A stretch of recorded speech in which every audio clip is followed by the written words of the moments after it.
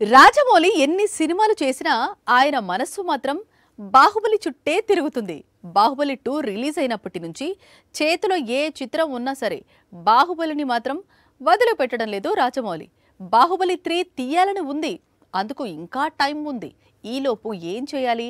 Animation తీయాలి.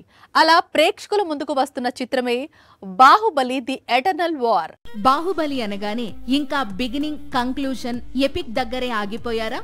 రాజమౌళి ఇవి దాటి చాలా దూరం వచ్చేశాడు. ఆ విషయాన్ని ఎపిక్ రిలీజ్ అయిన రోజునే చెప్పాడు. ఇప్పుడు యూట్యూబ్ లోకి తన ఫ్యూచర్ ప్రాజెక్ట్ ఎటర్నల్ వార్ ను తీసుకొచ్చాడు.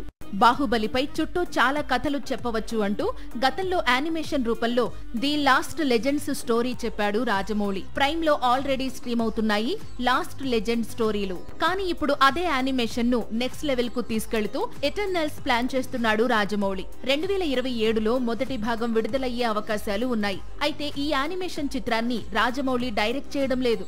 యానిమేషన్ సినిమాల స్పెషలిస్ట్ ఇషాన్ శుక్లా తెరకెక్కిస్తున్నాడు. కాకపోతే రాజమౌళి పర్యవేక్షణ చేస్తాడు.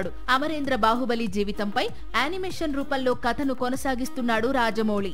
సాక్షి టీవీ ప్రసారాలను నిలిపివేయటం చట్టరీత్యా నేరం.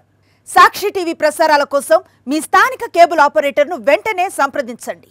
DTH లో, ఇంటర్నెట్ లో కూడా సాక్షి టీవీ ప్రసారాలను వీక్షించవచ్చు.